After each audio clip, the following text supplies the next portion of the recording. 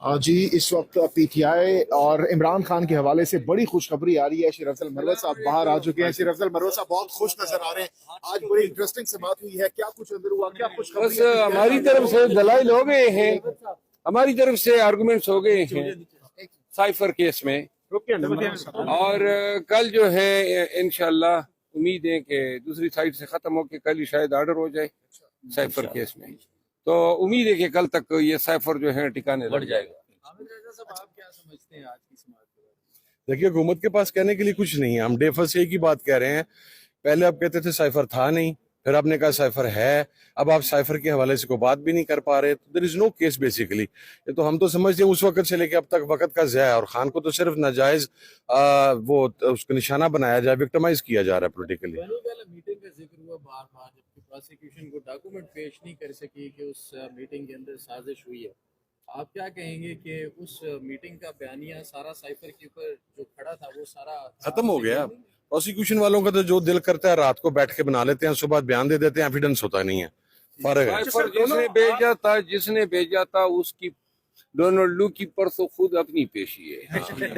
तो इंशाल्लाह जिन्होंने साइफर बनाया, जिन्होंने भेजा, जिन्होंने साइफर की बुनियाद पे इस मुल्क में खिलवाड़ खेला, अल्लाह ताला जो है उन तमाम को निशान इबरत बना दे।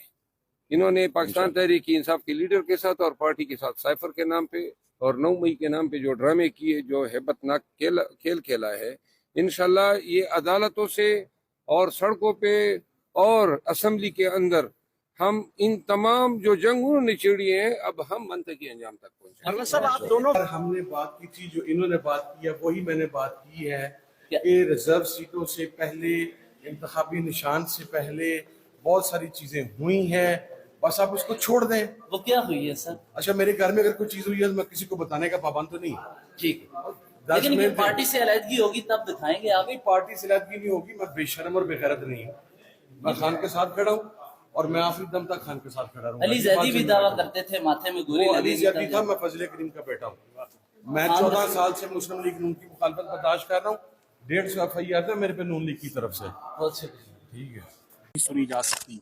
वो तमाम मराहिल जो हैं वो अब पार करने के बाद बाकायदा अपील पर समाअत आज शुरू हो गई है, और उस अपील में आज बहुत कुछ पढ़ा गया, बहुत एविडेंस सामने रखा गया। FIR पढ़ी गई, चलान पढ़ा गया, इमरान खान साहब की तकरीर पढ़ी गई, शाह महमूद कुरैशी साहब की तकरीर पढ़ी गई, और उन तकारीर में यही बात सामने आई और जज साहिबान की तवज्जो उस एविडेंस की तरफ लाए कि इसमें ऑफिशियल सीक्रेट्स एक्ट की कहीं पर भी वायलेशन नहीं हुई।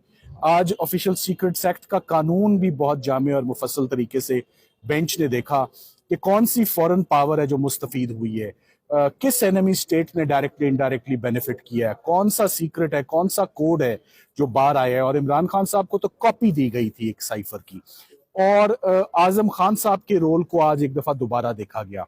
मगर जो सबसे अहम बात आज सामने आई, जब जज साहब ने हमसे पूछा कि ये बताएं कि साइफर के अंदर क्या था, वो पढ़े, तो हमने कहा वो तो हमारे पास है ही नहीं।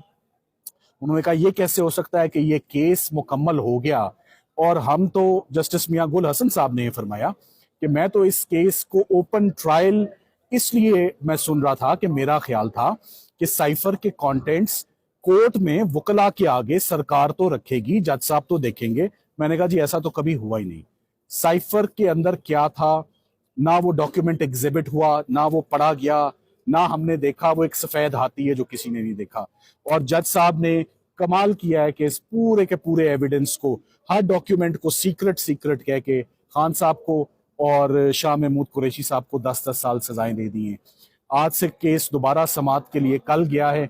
कल जितने गवाहान फॉरेन ऑफिस के हैं और जितने गवाहान FIA के हैं, और आजम खान साहब जिनकी स्टेटमेंट 164 की रिकॉर्ड हुई, जो जिनकी असल जिम्मेदारी थी साइफर लेना, रिसीव करना, he was the guardian and custodian of cipher document, ये तमाम चीजें कल एविडेंस में पढ़ी जाएंगी। और हम उम्मीद करते हैं कि 2 दिनों के अंदर साइफर की अपील मुकम्मल होके तो इस पर इंशाल्लाह कोई फैसला आएगा। तो क्या सलमान सफदर साहब, आप रमजान के अंदर खान साहब की रिहाई देख रहे हैं? देखिए, जिस तेजी से 2-3 ट्रायल्स कंक्लूड हुए थे, गालिबन 5 दिन के अंदर 3 ट्रायल्स हो गए थे। मेरा ख्याल है कि अगर यही 5 दिन हमें आज चले यहीं पर हम रिक्वेस्ट कर देते हैं चीफ जस्टिस साहब से, अगर यही 5 दिन हमें इस्लामाबाद हाई कोर्ट में लगातार मिल जाएं, हम अदालत का वक्त नहीं वेस्ट करेंगे, 1.5 घंटा रोजाना मिल जाए, तो मैं समझता हूं कि 25 रमजान से पहले तमाम अपीलों में फैसला होगा और इमरान खान साहब बाइज्जत बरी होंगे। आज इमरान खान की जब स्पीच आपने वहां पर चलवाई, उस पर जज साहब ने बड़े इंपॉर्टेंट रिमार्क्स दिए और कहा कि ये तो सियासी बयान है, तो इसको कितनी इंपॉर्टेंस देंगे इस रिमार्क्स को? देखें, आज के केस में 2 बहुत अहम चीजें थी जो चलान में पढ़ी गई।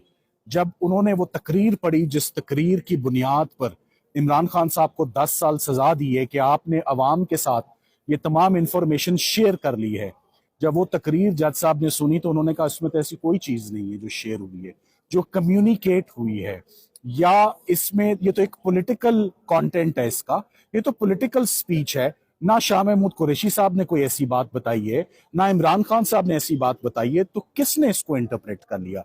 ये बात सुप्रीम कोर्ट में भी हुई। सुप्रीम कोर्ट में जब ये कंटेंट्स पढ़े गए ट्रांसक्रिप्ट के, तो तीनों जजेस ने मुत्तफिका तौर पे सुप्रीम कोर्ट में ये कहा कि इसमें तो कोई ऐसी चीज नहीं है जो बेनिफिट करे किसी फॉरेन पावर को, या इमरान खान साहब ने जो कम्युनिकेट किया हो। कुछ कम्युनिकेट नहीं हुआ, बल्कि ये भी नहीं पता कि जो उनके हाथ में चीज थी आया उसका साइफर से कोई ताल्लुक भी था या नहीं था। एक खत की बात हुई जो कि आज जज साहब ने कहा ये तो साइफर भी नहीं है, ये तो किसी कॉपी की बात हो रही है। सो किस्सा है मुख्तसर, सरकार का बहुत हद तक केस आज एक्सपोज हो चुका है।